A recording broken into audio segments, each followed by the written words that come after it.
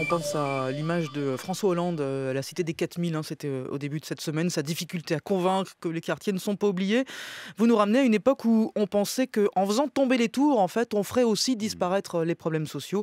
Le compteur est à moins 32 ans. Oui, le 25 juillet 1983, au cœur de l'été, François Mitterrand fait une visite surprise dans la Cité des 4000 de la Courneuve.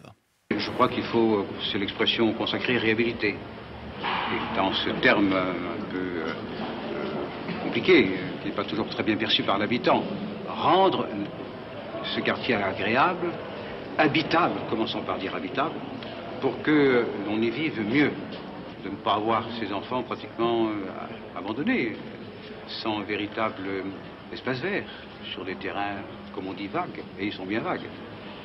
Tout cela nécessite un effort de reprise en main que j'ai décidé d'entreprendre.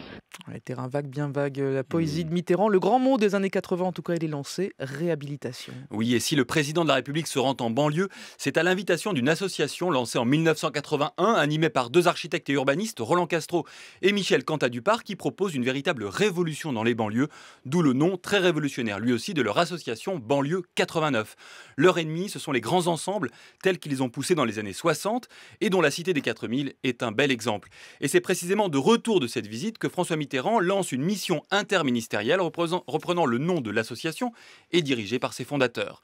Quelques mois après la visite de la Courneuve est organisée en février 1984 la première exposition des projets. La Reine Christine vous en dit plus.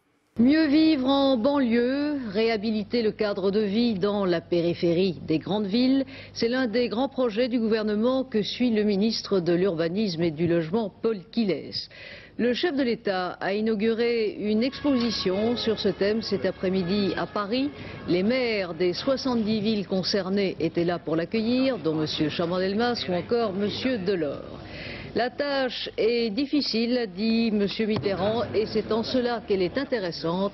Je suivrai personnellement la réalisation de ces différents projets, a-t-il promis. Alors au final, en 1990, plus de 100 projets sont réalisés et finalement détruits ou profondément réhabilités. Les grands ensembles disparaissent très progressivement des paysages urbains français. Mais contrairement à ce que l'on pensait alors, les problèmes sociaux n'ont pas, eux, disparu, nous rappelant que si les réhabilitations sont une condition nécessaire à la résolution des problèmes sociaux, ils ne sont pas pour autant une condition suffisante. Et donc ça fait 30 ans qu'on cherche cette solution-là. Merci beaucoup Thomas Negaroff sur France Info.